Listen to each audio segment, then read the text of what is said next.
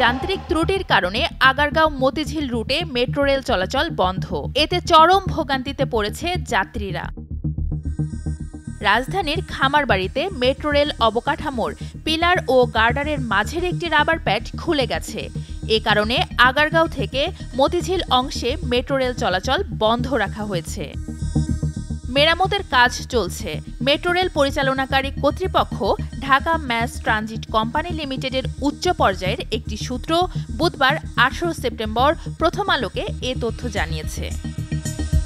এর আগে বুধবার সকালে ডিএমটিসিএল এর ভেরিফাইড ফেসবুক পেজে জানানো হয়, অনিবার্য কারণবশত সকাল 9টা 40 হতে আগারগাঁও থেকে মতিঝিল অংশের ট্রেন চলাচল সাময়িকভাবে বন্ধ রয়েছে।